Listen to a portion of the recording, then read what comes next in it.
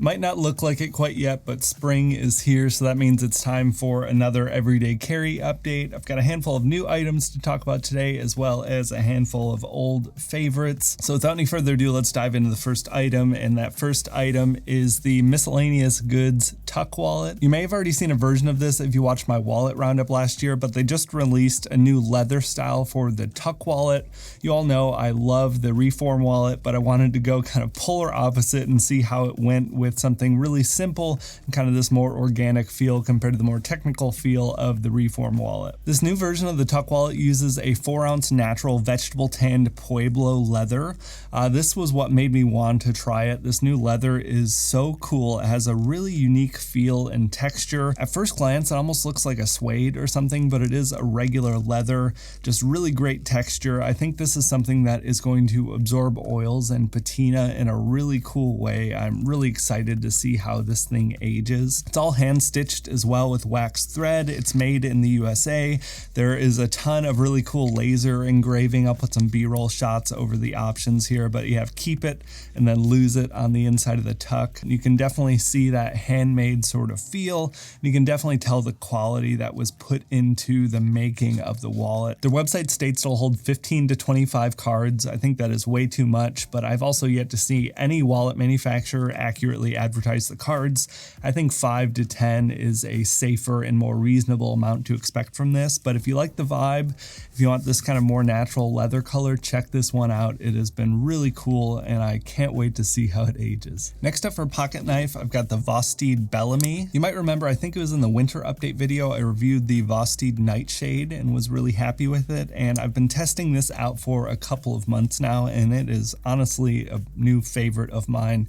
Just jumped right to the top of the list. Going over some specs really quick, it weighs 82 grams, just under 3 ounces. It is a total length of 7.9 inches with a 3.5 inch blade. It's 154 cm steel. It's a flip opener with the option of a front flipper as well, and it uses a liner lock. I compared the Vosteed Nightshade to a lot of the Civivi knives in terms of quality at this lower price point, and I think this carries on here as well to an even higher degree. Comes out to $79 and honestly feels really great and could easily compare with some of the $150 to $200 knives I've tested and reviewed.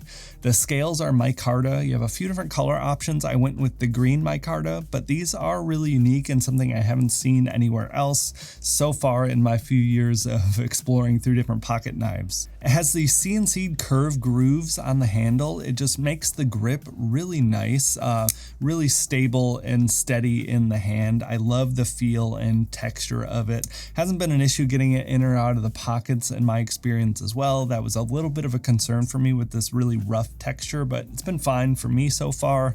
You have a deep carry pocket clip. All in all, really solid knife. I was so happy with this and really can't wait to continue to use it. The past couple of months have just been really great, and this has become my new default daily the entire time. Next up, you might have already seen it, I've got a new hat. This is the Seeger Wilson snapback trucker hat. Been trying to incorporate a little bit more color into the wardrobe. I spotted this and immediately loved it. Just such a cool classic style. Seeger focuses on kind of outdoor Western type of gear and apparel. Love the look of this. It's a cotton spandex blend, just 2% spandex, so you have just a smidge of stretch in there, so it definitely adds to the comfort. For a trucker cap, it's not overly deep. You have a really nice embroidered logo on here. Stitching and everything seems superb. $30 for this. I've been really happy with it so far. Next item, I've got a key organizer from Jibbin. If you watched the winter update, you already know about this thing. I switched out to the tan color to match the aesthetic a little bit better in this one. I'd actually planned on trying a couple of different key organizers to share for this video, but I really didn't like them and just kept coming back to the Jibbin.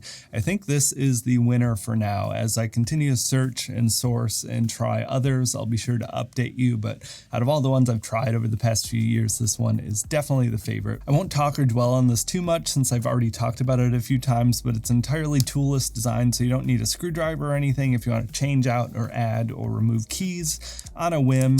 Really clever in the way that they designed it too, because it won't spin or loosen up over time.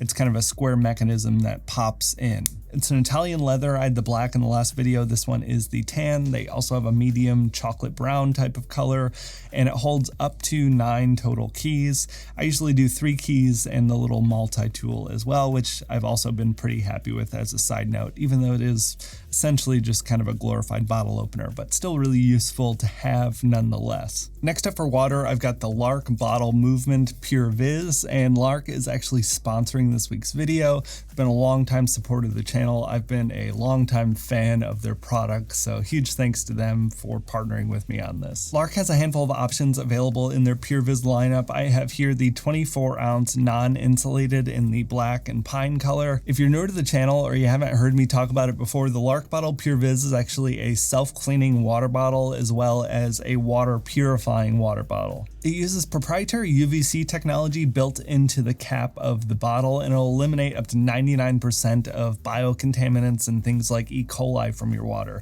Really great if you do a lot of traveling or if you're filling up your water in questionable water sources. And even if your water's clean, like I said, it's a self-cleaning bottle, so no more of that nasty, gunky water bottle smell or having to scrub out your bottles every other day. The self-cleaning function will turn itself on every 2 hours and run through a cycle, or when you fill up your water bottle, you just hit the button on the top of the cap. It'll run through and purify the water for you. I'm a big fan of the movement version of the bottles because of the single wall design. It's a lot lighter to carry around, as well as being able to hold a lot more capacity of water in a smaller container. It's also compatible with the cap from the Lark Bottle Filtered, which you've probably also heard me talk about before, but that's really great if you want to be able to swap between the two for kind of the ultimate purity of water.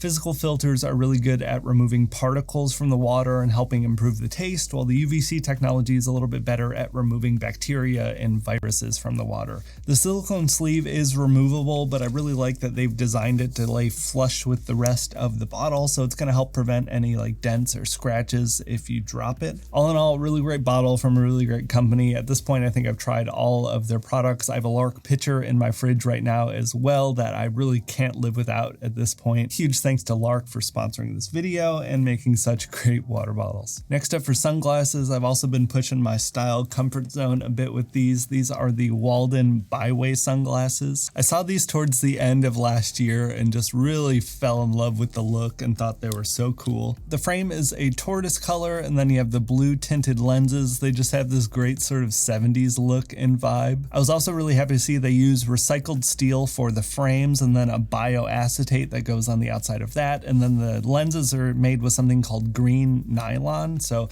lots of recycled materials that go into these. Something new I did learn with these, they're not polarized, and I was a little disappointed when I first saw that, but then I looked into it. They do have full 100% UV coverage, and apparently those are two separate things. I always thought polarized was the only way to get full UV coverage. I checked into it in depth just to make sure that they weren't lying in marketing. It is true. So these aren't polarized lenses, but they are fully protected from any harmful UV rays. They also come with this really nice pouch that I've been using for all of my glasses and sunglasses.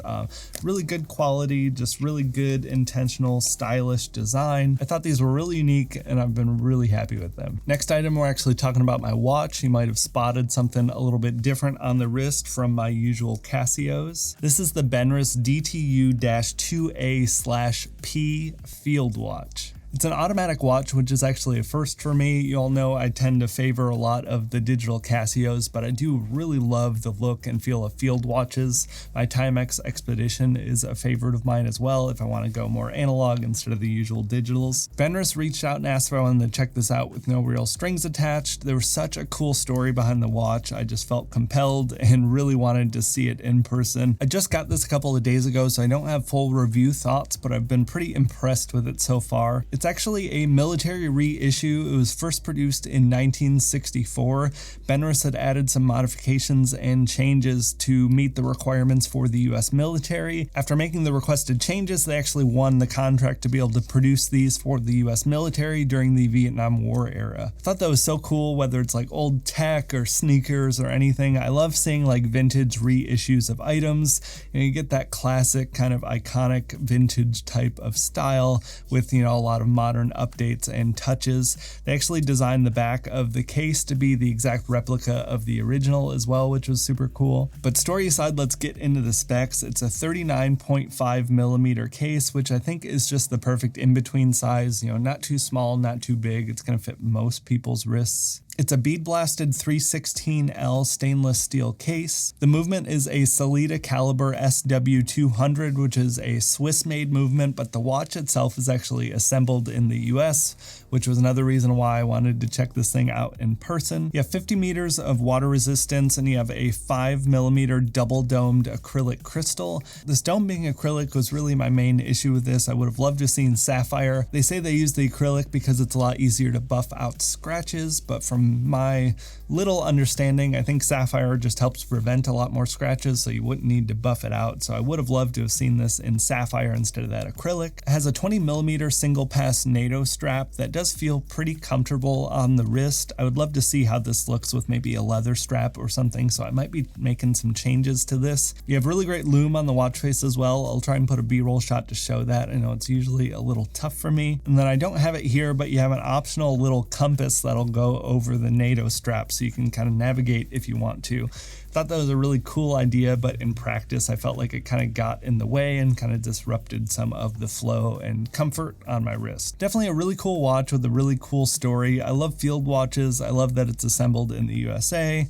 I love that kind of classic reissue type of design. Really excited to have this as we move into spring and summer. Got a few oldies but goodies to cover next. I'll try and move fast here. I've got my Vala Alta linen handkerchiefs. Found these last year and continue to love them. I got a new color though. This is called Osiris. It's kind of a natural oatmeal type of color. Moving to the linen handkerchiefs has been great. They're a little bit more absorbent and quick drying compared to my cotton handkerchiefs. I love the look. I did actually hear from Vala Alta as well. They've seen my videos and are planning on actually making one that is a little bit bigger. That was my only complaint with these, is the 12 by 12 size. I think it's just a smidge small for me. Love to see 15 by 15 inches or 16 by 16 inches. I think that would be perfect. So hopefully they come out with that sometime soon. I am eagerly looking forward to it because I really do love these handkerchiefs. For headphones, I've got the AirPods Pro 2. Been using these since they came out. My wife's headphones broke. I got to take the upgrade. She took my Pro 1. I've been really happy with these, but I might be venturing into trying some other brands like I did last year just out of curiosity. I enjoy my Apple products, but I'm not a diehard live and die only Apple thing. So I'm always open to hearing and seeing what else is out there. So we'll be checking into that in the months and the rest of the year to come. I made a few modifications here. The case is from Nomad. This is the Horween leather case. I wanted to get a brown one to match the aesthetics a little bit better, but wasn't able to get one shipped here in time. And then I have swapped out the ear tips for the Comply foam ear tips. They are much more comfortable and fit into my ears a lot better.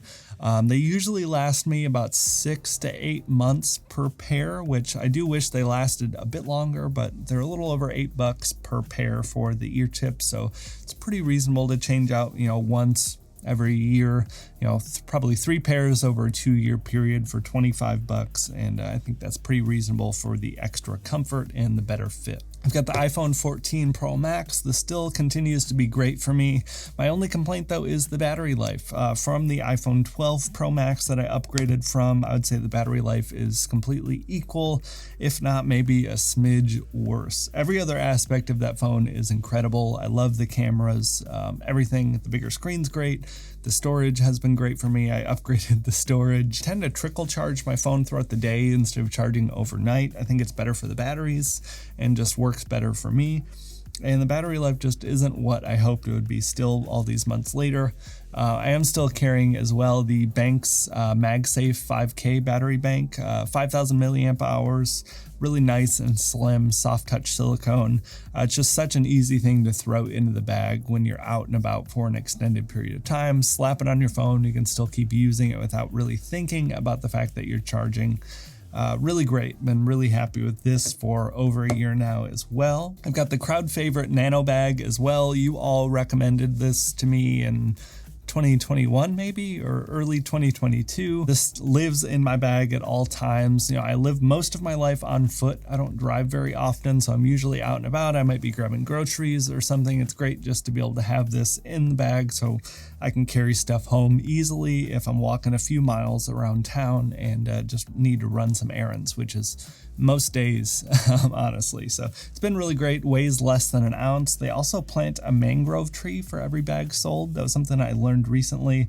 Really cool to see. I'm not an affiliate or anything with them, but been really happy with it so far. It holds a ton of weight for how flimsy it feels, so can't recommend that enough, and can't thank you all enough again for recommending it to me. This is something I always forget in these videos. I always have an AirTag thrown into my sling. It's a pretty inexpensive way to make sure that your stuff's not getting lost or stolen.